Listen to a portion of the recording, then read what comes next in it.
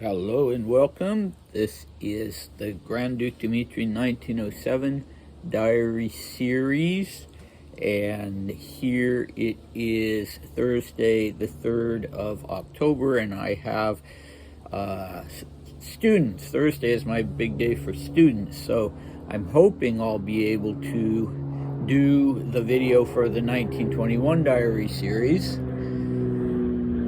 Sorry about that. Yeah, we'll see. We'll see. I'm glad that I'm actually able to do this one between students. I don't always manage. Okay, so we are going to do the first half of the diary entry for 23rd of September 1907. It's a Sunday, and we're in the Crimea, but we're down to the last few days. So we've got another, after this diary entry, we've got another 4 diary entries, and then we'll be off to Moscow. This is quite a long one, which is why I'm doing it in 2 parts. So let's dive in. We spent the morning like we always do, swimming at 8 o'clock, then tea. At 10:30, even at 10 actually, we went to the Oreanda church for liturgy. I like that church better and better. It's simply splendid.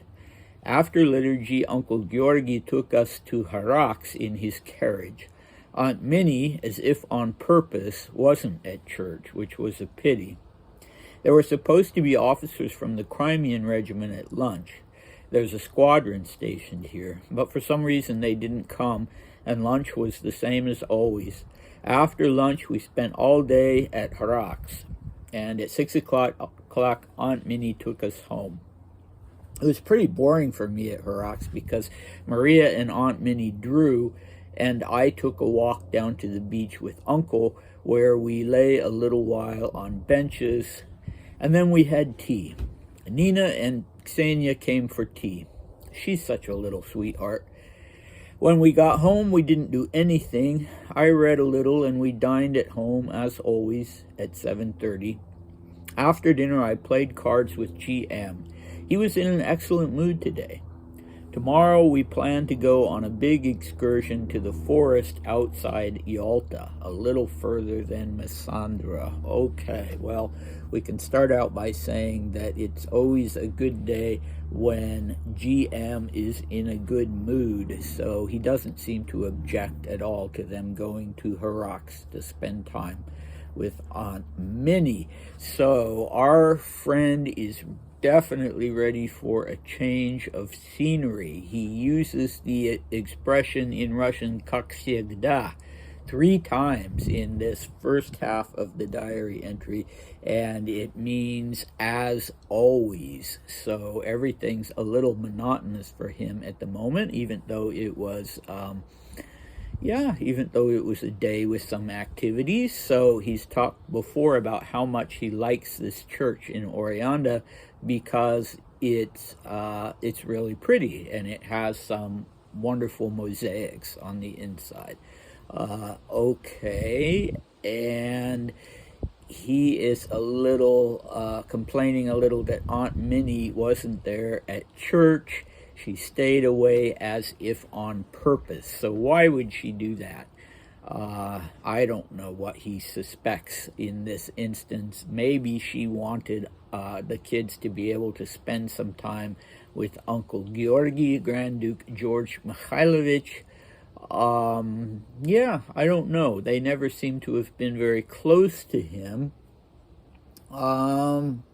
So for some reason, these officers from the squadron of the Crimean regiment don't turn up at lunch. Dmitri seems pretty neutral about that. A lot of times, as you know, he didn't like to be around people who were strangers. Although maybe he was a little curious about it. You know, if it was only 3 or 4 or something like that, he might have liked it. But so without them, lunch was the same as always. And then they spent the rest of the afternoon into the early evening at Xarax, which usually he likes to do, but today not so much because Maria and Aunt Minnie were spending some time together. They were drawing. And, you know, drawing is not actually a gendered activity. It wasn't then, it's not now. So presumably he could have done that too. So, yeah, I don't know. He was actually pretty good. He seems to have liked to draw, and he was pretty good at drawing. There are some drawings that are included in his later diaries when he was an adult, some drawings that he did himself. And another person who was an excellent drawer, an artist, was Uncle George himself. Uncle George did some sketches, amazing sketches of his prison cell when he was imprisoned for a year by the Bolsheviks in 1918, and somehow or other he was able to get a hold of pencil and paper, and he did some just marvelous sketches that he was able to send through a visitor. He was able to give letters and also these sketches to a visitor or visitors who came, and he was, wow, they're really good. They're really good. So, yeah, but it wasn't a group activity in this instance, and maybe, I suspect, Aunt Minnie and Maria wanted to have some aunt-niece time together, some girl talk, especially since Maria was going to be married in just a few months, and she didn't have a mother to advise her. Aunt Ella was not really going to fulfill that role, and that's something that I recall Maria mentioning in her first volume of memoirs, The Education of a Princess, how, you know, one time when she hadn't really known her mother, but one time when she really missed having her mother there for her was before she got married. So, you know, good for Aunt Minnie if she was trying to take on that role. So what do the men do? Well, they walk down to the beach and lay around on benches. So looks like Uncle Georgy maybe had a habit of taking an after lunch nap.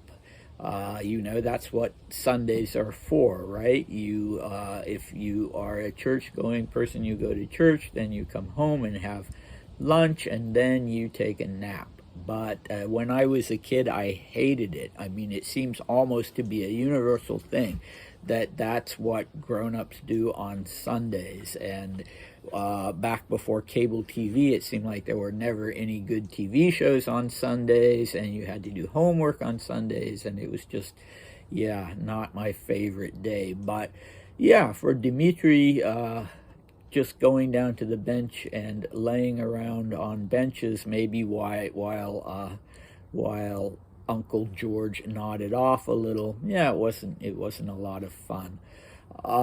So let's see. Then at tea, the little girls joined them, and they really were quite little at that time. Like, I don't know, something like 7 and 5 or something like that. Nina and Ksenia, and Dmitri remarks, she's such a little sweetheart, but we don't know which one of them he's referring to.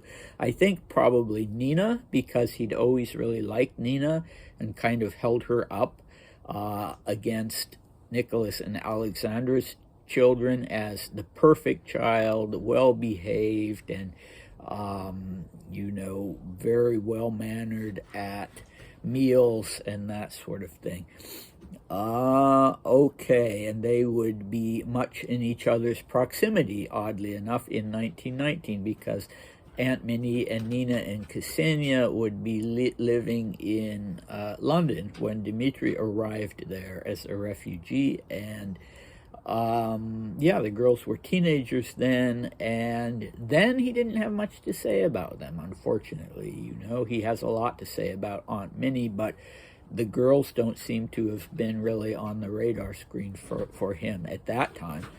Okay, so he gets home, he reads a little. We dined at 7:30. As always, there we go again, как всегда. And then afterwards, he plays cards with GM, who's in an excellent mood, thank heavens, and mentions that they're going to take an excursion tomorrow, and it will be quite a big excursion and an interesting one. And it will be not with Aunt Minnie, but with the Lamings. And so that, I'm sure, is a big load off Dmitri's mind, because it's not going to create any tension between GM and Aunt Minnie. Okay, so what will we have in the second half of this diary entry? Well, he talks a little bit more about the proposed excursion, and also a little bit more about what they did that day, and a little bit about going back to Moscow. So come back for that, and I'll see you then. Bye.